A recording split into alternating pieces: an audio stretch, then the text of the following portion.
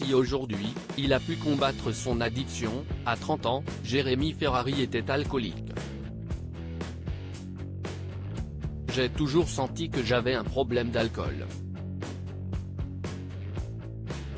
Quand je buvais pas de la semaine siestique que je me retenais de boire, je buvais tout le temps, avait-il expliqué dans quelle époque.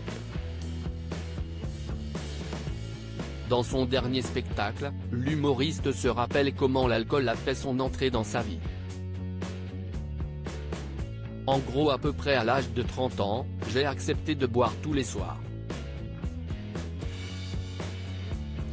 À partir du moment où j'ai accepté l'alcool tous les soirs, les angoisses sont devenues plus importantes. Et à un moment donné vous vous levez un matin, et vous êtes incapable de fonctionner. De fil en aiguille je me suis retrouvé à boire toute la journée du matin au soir, a-t-il dévoilé. De tristes constats qui l'ont amené à réagir à l'accident causé par Pierre Palmade, lors duquel 3 personnes ont été grièvement blessées. L'humoriste, testé positif à la cocaïne, a reconnu avoir consommé de nombreux stupéfiants 30 minutes avant de prendre le volant.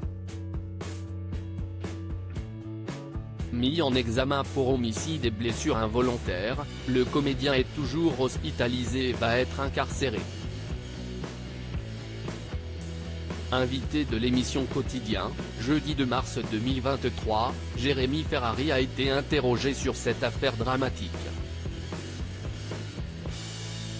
Jérémy Ferrari donne son avis sur l'affaire Pierre Palmade. L'humoriste a alors estimé qu'il n'était pas en position de juger le comédien. J'ai de la colère et de la compassion.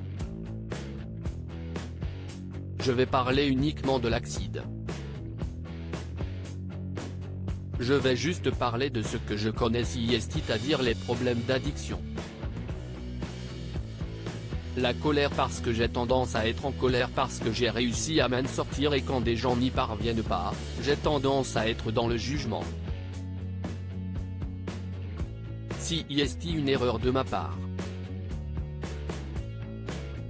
J'ai aussi de la compassion. J'ai pris le scooter, la voiture en étant sous. Il faut être honnête, je l'ai fait.